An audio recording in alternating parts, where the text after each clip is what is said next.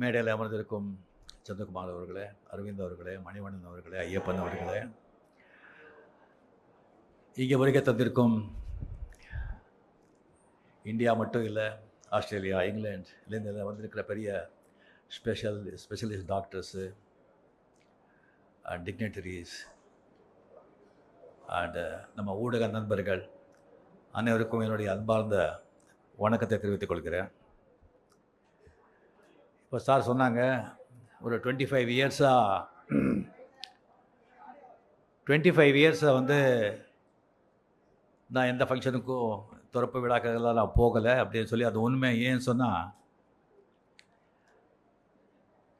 நான் எந்த ஒரு காலேஜோ ஒரு கட்டிடமோ வந்து ஓப்பன் பண்ணிட்டா, இது ரஜினிகாந்த் பார்ட்னரு, அவருக்கு இதில் ஷேர் இருக்குது, அவரு தான் இது பெனாமியில் ஓட்டுறாங்க அப்படின்னு சொல்லுவாங்க. அண்ட் ஒன்றுக்கு போதான் மறுபடியும் இன்னும் கேட்டுகிட்டே இருப்பாங்கன்னு சொல்லி நான் ரொம்ப நாளாக வந்து எதுக்கு நான் போகிறது கிடையாது, நிறுத்திட்டேன். அண்ட் இப்போ சார் இங்கே சொன்னாங்க, இப்போ வந்து டாக்டர்ஸ் பற்றி, நர்ஸ் பற்றி எல்லாம், ஹாஸ்பிட்டலை பற்றியெல்லாம் ரஜினிகாந்த் வந்து ரொம்ப நல்லா அவருக்கு தான் தெரியும் அப்படின்னு சொல்லிட்டு, அது அவர் சொன்னது 100க்கு 100 உண்மை. ஏன்னா நான் வந்து இந்த உடம்பு இசிபில்லா ஹாஸ்பிட்டலிருந்து, விஜயா ஹாஸ்பிட்டலிருந்து, காவேரி ஹாஸ்பிட்டலிருந்து, அப்போலோ ஹாஸ்பிட்டலிருந்து, ராமச்சந்திரா ஹாஸ்பிட்டலிருந்து, சிங்கப்பூர் எலிஜபெத் ஹாஸ்பிட்டலிருந்து, அமெரிக்காவில் இருக்கிற மேயோ கிளினிக் வரைக்கும் இந்த உடம்பு போயிட்டு வந்திருக்கு. அதனால் வந்து இந்த டாக்டர்ஸு, நர்சஸ் அது மேலெல்லாம் எனக்கு வந்து ஒரு பெரிய ஏன்னா அவங்களுடைய உதவியால், அவங்களுடைய இந்த அட்வான்ஸ் டெக்னாலஜினாலே, அந்த மெடிக்கல் அந்த ஒரு மிராக்கல், அதனால தான் நான் இன்னும் வாழ்ந்துட்டுருக்கேன். ஸோ இங்கே வரும்போது ஆக்சுவலாக இந்த இடம் வந்து பார்க்கும்போது எனக்கு பழைய நினைவெல்லாம் எனக்கு ஞாபகம் வருது. இங்கே ஏவிஎம் ஸ்டுடியோவில் வந்து நீங்கள் வந்து 45 இயர்ஸுக்கு முன்னால் எல்லாமே வந்துட்டு இந்த பிளேஸ், அங்கெல்லாம் வந்து ஸ்டுடியோஸ் எல்லாம் இருக்கும், முத்துராம செலவில் அங்கே இருக்காங்க, ஃப்ளோர்ஸ் எல்லாம் இருக்கும். இந்த பிளேஸ் மட்டும் என்ன பண்ணுறாங்கன்னு சொன்னால், வந்து மேடு பள்ளம், ஒரு செடிகள் அந்த மாதிரி வந்து விட்டுருப்பாங்க. நம்ம அவுட்டோரில் ஷூட்டிங் பண்ணால் இங்கே வந்து ஒரு பேட்சப் பண்ணுறதுக்கு வந்து இங்கெல்லாம் ஷூட் பண்ணுவோம். அதுக்கப்புறம் சில நாட்கள் ஆன பிறகு ஏவிஎம் ப்ரொடக்ஷன்ஸ் வந்து ஒரு சம்சாரம் ஒரு மின்சாரம்னு சொல்லி ஒரு படம் எடுத்தாங்க. அது வந்து கம்ப்ளீட்டாக வந்துட்டு ஒரு வீடு, ஒரு 80% வந்து அந்த வீட்லேயே ஷூட்டிங். அதுக்காக வந்து ஃப்ளோரில் வந்து செட் போட வேண்டாம், எப்படி அந்த காலி இடம் அங்கே இருக்குது, அதை க்ளீன் பண்ணிவிட்டு ஒரு தெருவெல்லாம் போட்டு ப்ராப்பராக வந்து ஒரு வீடே கட்டிடலாம் அப்படின்னு சொல்லி ஒரு வீடே வந்து ப்ராப்பராக கட்டிட்டாங்க. அந்த சம்சாரம் ஒரு மின்சாரம் அமரர் விஷு மிகப்பெரிய டேலண்டட். அவர் வந்து டைரெக்ஷன் பண்ணி கதை வசனம் எல்லாம் எழுதி ஆக்ட் பண்ணார். அந்த படம் வந்து சூப்பர் டூப்பர் ஹிட். அவர் என்ன இன்வெஸ்ட் பண்ணாங்களோ அதை விட 200 மடங்கு வந்து அந்த படம் வந்து கலெக்ட் பண்ணிடுச்சு. அது ஒரு ராசியான வீடுன்னு ஆகிடுச்சு. ஸோ யார் நம்ம ஷூட் பண்ணால் கூட அந்த வீட்டில் வந்து ஒரு 2 சீனு 3 சீனு நம்ம படம் ஷூட் பண்ணுறோம், அந்த படம் சூப்பர் ஹிட் ஆகும். அது ஒரு சென்டிமெண்ட் மாதிரி ஆகிடுச்சு. இப்போ என் படங்க கூட 5-6 படம் வந்து இங்கே வந்து நம்ம ஷூட் பண்ணியிருக்கோம், எல்லாமே ஹிட்டாக இருக்குது. ஸோ ஒரு ராசியான இடத்துல ஒரு ராசியான ஆளுங்க வந்து இந்த ஹாஸ்பிட்டல் ஓப்பன் பண்ணியிருக்காங்க. இது பயங்கரமாக மிகவும் பேரும் புகழும் பெறும் அப்படிங்கிறதுல எனக்கு அந்த சந்தேகமும் கிடையாது.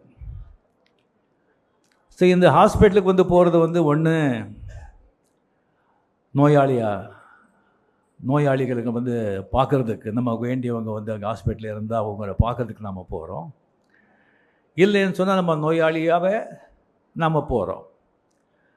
நான் காவேரி ஹாஸ்பிட்டலில் வந்து ஒரு மிகப்பெரிய ஒரு ஹெல்த் இஷ்யூவில் வந்து நான் நோயாளியாகவே நம்ம ஆழ்வார்பேட்டா காவேரி ஹாஸ்பிட்டலில் வந்து நான் வந்து அட்மிட் ஆகிருந்தேன். அங்கே இது ஒரு ப்ராப்ளம் வந்த உடனே எங்கள் மிஸ்ஸஸ்க்கு வந்து டாக்டர் பரணி நல்லா தெரியும். அவர் ஃபோன் பண்ண உடனே இம்மிடியட்டாக வந்து அந்த சீரியஸ்னஸ் புரிஞ்சு, அந்த சீரியஸ்னஸ் எனக்கே தெரியல. பரணி சிவராஜன் 2 பேரும் காரை ஓட்டிகிட்டு வந்து என்னை பார்த்த உடனே ஆம்புலன்ஸ் கூட எதிர்பார்க்காம, அதே ஒரு ஆம்புலன்ஸ் மாதிரி சும்மா ஒரு ஆட்டோ ரிக்ஷா பூந்து போகிற மாதிரி ஜஸ்ட் ஒரு 10 மினிட்ஸில் வந்துட்டு ஆழ்வார்பேட்டா காவேரி ஹாஸ்பிட்டல்கிட்ட இருந்தாங்க. அங்கே ஃபஸ்ட் எய்ட் அங்கே கொடுத்து அதுக்கப்புறம் வந்து கம்ப்ளீட்டாக ஃபுல் ஸ்கேன் எல்லாம் திஸ்டிங்கெல்லாம் எடுத்து அதுக்கப்புறம் அவங்க டாக்டர்ஸ் எல்லாம் வந்து கம்ப்ளீட்டாக ஒரு ½ அன் ஹவர் 1 ஹவர் அவங்க வந்து மீட்டிங்கு. இங்கே ஒரே ஒரு டென்ஷன்னு ஃபேமிலியில் எல்லாமே. ஒரு 1.5 hour அப்புறம் வந்து சொல்கிறாங்க, இந்த மாதிரி ப்ராப்ளம் இருக்குது, இட்ஸ் அ மேஜர் ப்ராப்ளம். இதை வந்து ஜஸ்ட் வந்து ஒரு 3-4 ஹவர்ஸ்லேயே நம்ம வந்து இதை ஆப்ரேட் பண்ணணும், இல்லைன்னா 1 day மேக்ஸிமம், அது வரைக்கும் நம்ம இது பண்ணிக்கலாம், இல்லைன்னா ரொம்ப அது வந்து டேஞ்சர் ஆகிடும். It's very major operation. So இங்கே வந்து நம்ம பசங்க நம்ம ஃபேமிலி நேச்சுரலி இல்லைங்க இன்னும் பெரிய ஹாஸ்பிட்டல் இருக்குது, நம்ம அங்கே போகலாம் இங்கே போகலாம், இதுக்கு ஷார்ட்டேஜ் ஃப்ளைட் பண்ணிவிட்டு நம்ம ஃபாரினே கொண்டு போகலாம், அப்படியெல்லாம் வந்து அவங்க பேசுகிறாங்க. ஸோ எனக்கு வந்து டாக்டர் ஷேகர் அவர் திஸ்டிங்க வந்தார். அதுக்கு வந்து ஒரு ஸ்பெஷலிஸ்ட் அவர் பார்த்த உடனே எனக்கு வந்து ஒரு மாதிரி ஒரு பாசிட்டிவ் ஃபீலிங் எனக்கு வந்தது. அதுக்கப்புறம் என்னுடைய பர்சனல் டாக்டர் வந்து ரவிச்சந்திரன் மியாட், அவர்கிட்ட நான் வந்து அதுக்குள்ளே அவர் தெரிஞ்சு போச்சு. அவருக்கு நான் கேட்டேன். அவரும் வந்துட்டுருக்காங்க. வந்த உடனே சொன்னாங்க, யார் பண்ணுறாங்க ஆப்ரேஷன், இந்த மாதிரி ஷேகர் பண்ணுறாங்க, he is the best, happily you do it here, no problem அப்படின்னு சொன்னாங்க. அவர் வந்து ஷேகர் சொன்னாங்க, அவர் பண்ண அவங்க வந்து கோஆர்டினேட்டர்ஸ் எல்லாம் சொன்னாங்க, அவர் பண்ண 100% பேஷண்ட்ஸ் 100% எல்லாருமே ஐ மீன் சக்ஸஸ் தான், ஃபெயில்யூரே கிடையாது அப்படின்னு சொன்னாங்க. எனக்கு ரொம்ப கான்ஃபிடென்ஸ் திஸ்டிங் வந்தது. சரி, ஆப்ரேஷன் தியேட்டர் போகிறதுக்கு முன்னால் ஷேகர் வந்து சொன்னாங்க, 99% கேரண்டிங்க, 1% அப்படி இப்படின்னு சொன்னாங்க.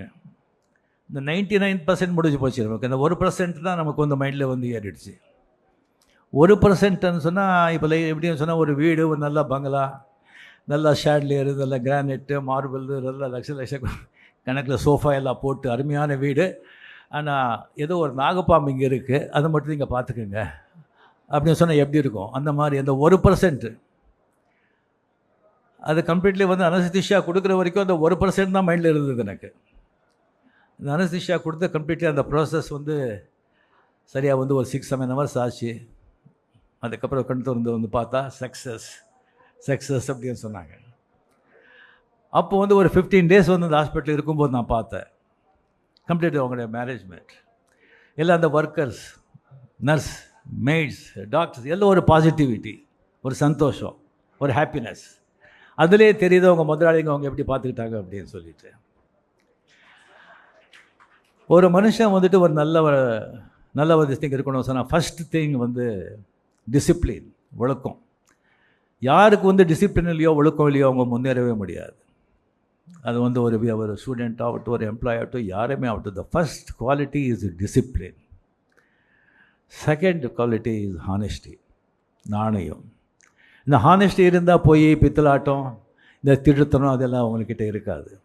And dedication and hard work, இந்த 4 இருந்தால் அவன் வந்து ஒரு தோட்டக்காரனாகட்டும், சமையல்காரனாகட்டும், வேலைக்காரனாகட்டும், டிரைவர் ஆகட்டும், எங்கே இருந்தாலும் அவன் வந்து அவனை கவனிக்கப்படுவான், அவன் டெஃபினெட்லி லைஃப்பில் முன்னேறுவான். இந்த 4 குவாலிட்டிஸும் இவங்ககிட்ட இருக்குது.